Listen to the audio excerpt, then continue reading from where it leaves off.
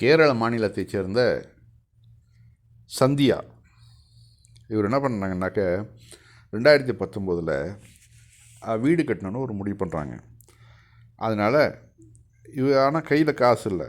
என்ன பண்ணுவோம், லோன் எடுப்போம்னு சொல்லிட்டு தன்னோட கணவனோடு சேர்ந்து 4 லட்சத்துக்கு 2019 ஒரு லோன் எடுத்து வீடை கட்டுறாங்க.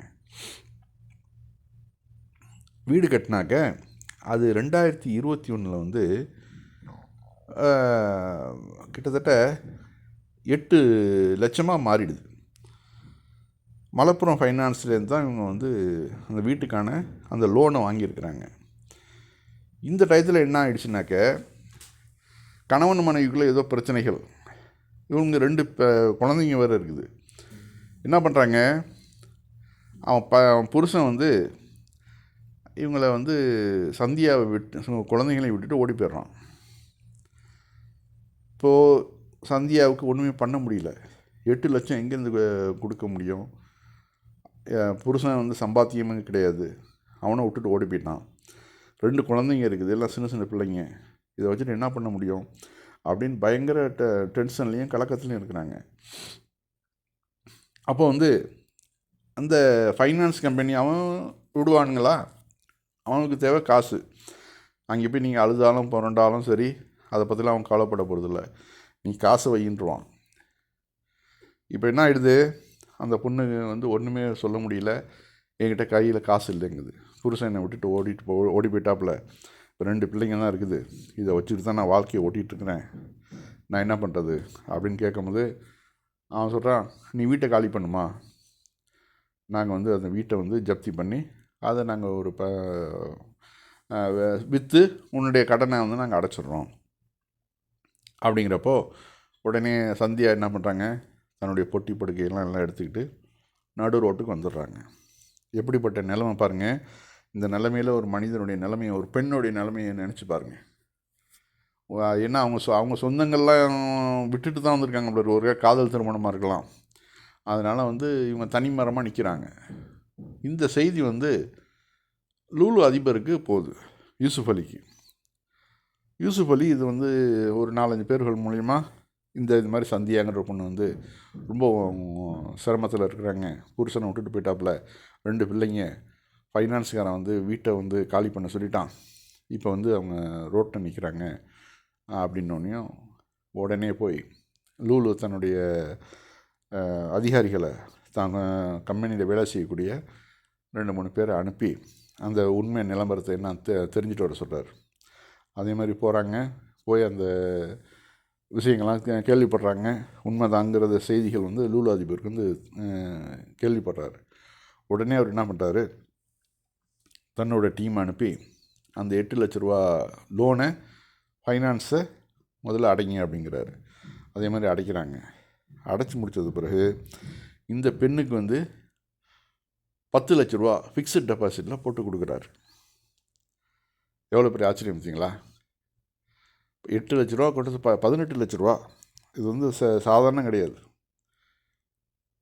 அவருடைய பேங்க் லோனையும் அடைச்சி அந்த பெண்ணுக்குள்ளே வைப்பு நிதியாக 10 லட்சத்தையும் போட்டு, ஏன்னா அந்த பிள்ளைங்க வளர்ந்து பெரிய ஒன்றாகணும்ல, அதுக்காக அந்த பணத்தையும் கொடுக்குறாரு. அதாவது செல்வர்க்கு அழகு செழுங்களை தாங்குதல்னு சொல்லுவாங்க. ஒரு பணக்காரங்கிட்ட கையில் காசு வந்தாக்க அவனை இறுக்கி பிடிக்காமல் இது மாதிரி விரிச்சு விடணும். விரிச்சு விட்டால் அது மேலே மேலே அவனுக்கு விருத்தி அடையும் அந்த செல்வம். என்னங்க, அதான் இப்போ நம்ம பழமொழி இதில் திருக்குறளோடு ஒன்று இருக்குது. காலத்தினார் செய்த நன்றி சிறிதனும் ஞாலத்தின் மானப்பெரிது அப்படின்னு சொல்லுவார் வள்ளுவர். ஒரு சின்ன உதவியாக இருந்தாலும் அந்த குறிப்பிட்ட டயத்தில் செய்கிறாங்க பாருங்கள், அது மிகப்பெரிய இந்த உலகத்தோட பெரியதுங்கிறார் வள்ளுவர். அதாவது இவர் செஞ்சது சாதாரண வேலை கூட கிடையாது. இவர் மிஸ்டர் யூசுஃப் அலி 18 லட்ச ரூபா யாரும் ஒன்றுமே தெரியாத ஒரு முன்பின் தெரியாத ஒரு பெண்ணுக்காக இவர் கொடுக்குறாருனாக்க, அது இவர் முஸ்லீமு, அந்த பெண் ஒரு ஹிந்து. ஒரு ஹிந்து பெண்ணுக்காக இவர் தூக்கி 18 லட்ச ரூபாய் தூக்கி கொடுக்குறாருனாக்க அந்த தயால குணத்தை பாருங்கள். ஏன்னா இறைவன் என்ன சொல்கிறானாக்க, நீ வந்து செல்வத்தை வந்து கொடுக்க கொடுக்க அது விருத்தியாகும். செல்வத்தை வந்து ஒரே இடத்துலையே வந்து சுழலக்கூடாதுங்கிறதுக்காக தான் இந்த ஜக்காத்துங்கிற ஒரு ஏற்பாடே வந்து இஸ்லாத்தில் உண்டுங்க. தன்னுடைய வருமானத்தில் 2% எடுத்து ஒதுக்கி வச்சிடணும். அது உன்னுடைய காசு கிடையாது, அது ஏழைகளுக்கான காசு. இப்படி வந்து ஒரு மனதளவில் எல்லாரும் நினைக்க ஆரம்பிச்சிட்டாங்கனாக்க உலகம் முழுக்க வந்து வறுமைங்கிறதே இருக்காதுங்க. அவ்வளோ அருமையான திட்டம் இது. அந்த நபிகள் நாயகம் காலத்திலேயே அரபு நாடுகளில் அவ்வளோ வறுமையெல்லாம் இருந்துச்சு. இந்த ஜக்காத்துன்னு ஒரு ஏற்பாடு பண்ணி அதை முறையாக அவங்க செய்ய ஆரம்பித்தோடனையும் அந்த ஜக்காத்தை வாங்கிறதுக்கு ஆள் இல்லை. அந்தளவு செல்வம் அந்த ஏரியாவில். அதுக்கு முன்னாடி நபிகள் நாயகம் காலத்தில் ஸ்டார்டிங்கில் இஸ்லாத்துடைய ஸ்டார்டிங் டைங்களில் 2 பேரிச்சம்பழம் 3 பேரிச்சம்பழம் ஆட்டுப்பால் இதுதான் அவர்களுடைய உணவு. சில நேரங்களில் ஒன்றுமே இருக்காது, வயிற்றில் கல்லெல்லாம் கட்டிக்குவாங்களாம் பசியினால்.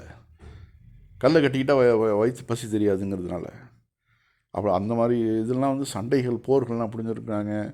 அந்த எதிரிகள்கிட்டேருந்து தங்களை உயிர்களை காப்பாற்றிருக்கிறாங்க. அப்படிலாம் அவ்வளோவா கஷ்டப்பட்டுருக்காங்கல்ல. அதெல்லாம் வந்து இந்த ஜக்காத் மூலியமாக தான் ரிலீஃப் ஆகுது எல்லாருக்கும். அந்த பெண்ணோட கடைசியில் அந்த பணத்தை வாங்கினது பிறகு அந்த பெண்ணுடைய சந்தோஷத்தை பாருங்கள். பேட்டி எடுக்கிறாங்க. அந்த பெண்ணு அந்தளவு ஆனந்த கண்ணீர் வடிக்கிறாப்புல. ஏன்னா வாழ்க்கையே ஒன்றுமே இல்லைன்னு யோசனை பண்ணிகிட்டு இருந்தப்போ தன்னுடைய கடனும் அடைஞ்சு தன்னுடைய பிள்ளைகளுடைய எதிர்காலத்துக்கும் தன்னுடைய எதிர்காலத்துக்கும் ஒரு 10 லட்ச ரூபா வைப்பு நிதியாக இருந்து அதுலேருந்து வரக்கூடிய வருமானத்தை வச்சு இந்த பெண்ணு தன்னுடைய லைஃப்பை இனி வந்து சூப்பராக ஆக்கிக்கிட்டுலாம். இதுதான் இந்த செல்வம் வந்து செல்வந்தர்கள்ட்ட மட்டுமே சுற்றிக்கிட்டு இருக்காமல் அப்படியே எல்லாத்தையும் சுழண்டு வந்துச்சுனாக்க அது செல்வந்தர்களுக்கு நல்லது, வறியவர்களுக்கு நல்லது. இந்த நிலைமையை நாம் எல்லாரும் ஒரு கடைப்பிடிப்போம் நம்முடைய வாழ்நாள்களில்.